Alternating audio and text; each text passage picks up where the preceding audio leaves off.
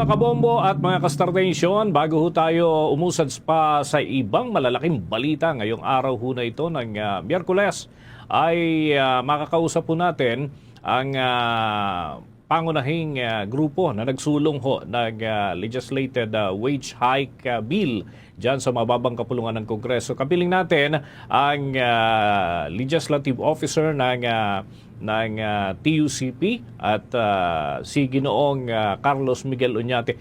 Magandang araw ho sa inyo at kumusta ang Trade Union Congress of the Philippines? Si Bombo Dennis Hamito po ito. Together with me, si Bombo Everly Rico. Magandang araw po. Unang-una, direktahang tanong, Ginoong Oñate, anong take ninyo dyan sa Trade Union Congress of the Philippines sa 50 pesos na wage increase na nakatakdang ipairal ho? Lalo na dito sa Metro Manila, batay sa approval ng Tripartite Wages and Productivity Board. Sa mismong araw po na nilabas yung 50 pesos galing sa NCR Regional Wage Board, kasabay din noon, dahil po ng TUCP Party List bilang kauna-unahan naming bill, yung House Bill number 88 para sa ng 20th Congress. Ito ay nirefile namin yung version na pumasa sa House at sa Senate noong 19th Congress, sapagkat yung atin nung 50 pesos na binigay na Regional Wage Board ay 1/4 lamang nung 200 pesos na sinusulong natin sa Kongreso. At kahit patungan noon yun ng 50 pesos yung minimum wage sa NCR na yan ang pinakamataas, ay hindi pa rin po lalapit, no? Almost kalahati lang siya nung itinakdang living wage na ine-estimate na nasa 1,200 pesos. Bukod pa sa katotohanan na yun ay pang NCR lamang.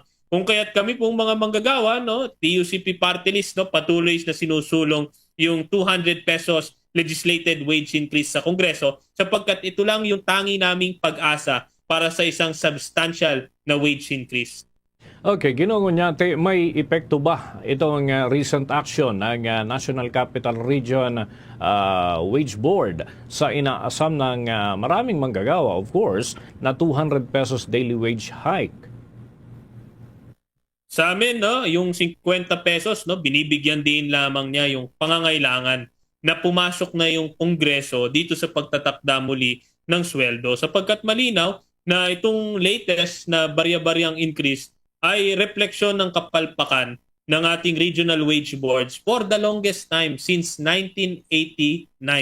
No, napakaliliit po ng binibigay na aumento. Kung kaya't ito ay wake-up call na naman sa lahat ng mambabatas sa Senado man o sa House of Representatives na ipasa na ng maging batas yung 200 pesos legislated wage increase. Alright. Yamang ito po yung magkaiba yung wage board at saka yung legislated wage hike. May instances na po ba na nangyari na magkasabay po na ipinatupad yung dalawa pong wage increase sa loob lamang po ng halos iisang panahon?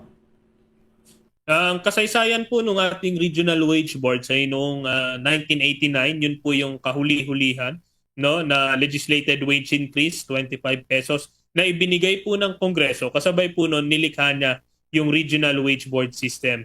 Gayunpaman po, no, hindi po kailanman isinuko ng Kongreso fully yung kanyang kakayahan, kanyang kapangyarihan na magtakda ng sweldo. Kung kaya't, no, nag-respond na po yung Senado at yung House of Representatives na binibigyan lamang pong diin na talagang naging inutil yung ating regional wage boards. Kaya kailangan pang manghimasok ng Kongreso. Doon naman sa katanungan, no, this is on top of the 50 pesos. Ngunit kagaya rin po nung aming nasa legislated wage increase, hindi rin po namin, no, pinipigilan yung regional wage boards.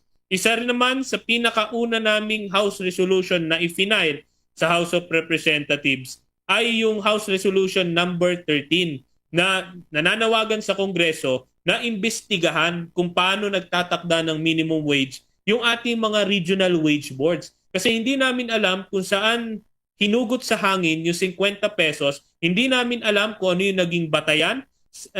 Kahit na meron tayong 10 criteria na nakalista dun sa Republic Act 6727 na siyang lumikha sa regional wage boards. Ang pangunahin hong criteria doon is the demand for a living wage. Yet, no, time and again, for the last 36 years, ni isang beses hindi po binanggit yung living wage, hindi po binanggit bilang primaryang gabay, no, para sa pagtatakda ng regional minimum wages, especially na nakalagay din po yon no less than in the Constitution.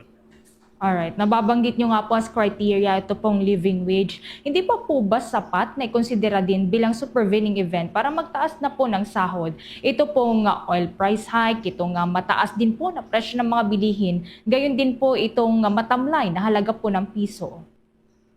Nako, for the longest time no, nag-engage kami sa regional wage boards, no, marami na rin pong pagkakataon na binabanggit namin na meron ng malinaw na supervening event. Ngunit ang problema natin sa pag-identify ng pagkakaroon ng supervening event ay dumadaan na naman ito sa regional wage board. Sila ang magsasabi kung may malinaw na supervening event.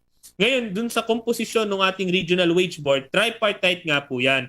Pero madalas nagkakampihan na si government at si employers representatives, talo na po si workers representative. Ngayon, yun doon naman po sa binabanggit, no? Sinasabi nga namin, bukod pa po doon sa pagtaas ng gasolina na magpapataas din po sa lahat ng produkto na gumagamit ng gasolina, which is virtually everything, ay meron din po mga supervening events kagaya ng pagtaas po nung self-reported food poverty at hunger na ni-record ng Social Weather Station na tumaas na naman. Yung self-rated poverty, no, na isa sa mga pinakamataas sa loob ng 2 dekada, ito po ay malinaw na may supervening event, ito po ay malinaw na may national emergency. Gayun pa man po, no, ang nagre-require lang naman na kailangan may supervening event para magbigay na naman ng aumento ay yung regional wage boards. Pagdating naman po sa Kongreso, no, ang Kongreso pwede pong magpasa ng batas, magpataas ng sweldo regardless dun po sa timing ng regional wage boards sapagkat hindi po ito saklaw ng Republic Act 6727. Okay, balik po dito sa akin. Ano ho yung gagawin ng inyong panig para naman matiyak na sa pagkakataong ito makakapasa na dahil naudlot nga ito noong 19th Congress itong 200 pesos daily wage increase na panukala dyan ho sa lower house. Paano ho ba ito? Meron na ba kayong nakausap na mga counterpart na magsusulong naman doon sa panig ng Senado? Ginoong Oñate. Opo, yung ating mga kasama naman sa Senado, no, nag-filean na po sila. Si Senator Bongo nag-file na ng 100, si Senator Robin Padilla nag-file na ng 150 pesos.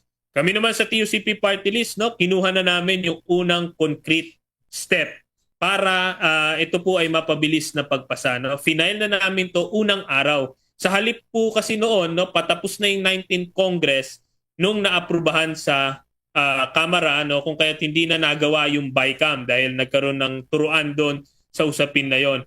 Kung kaya't ngayon, no, mas marami kaming oras para isulong po yan. No? Pangalawa, since ito po ay isang panukalang inaprubahan na noong 19th Congress, therefore, meron pong House rules na nagsasabing pwede po itong i-fast track. No? Hindi na ito kailangan dumaan na naman sa 2 to 3 years of committee hearings. After all, napag-aralan na po ito, hindi lang sa Kamara at sa Senado. No? At pangatlo, no, dayon po namin, no, na manawagan sa lahat ng aming mga kasama, no, sa House Representatives na mga, lalo na mas marami ngayong mga progresibong party list na nanalo, na sana po lahat kami, no, ay maging magkasangga, no, maging wake-up call na mag-co-author dun sa aming panukalang batas. No. Layon po namin, no, at least siguro mga 200 legislators na co-authors para sa isang 200 pesos legislated wage increase.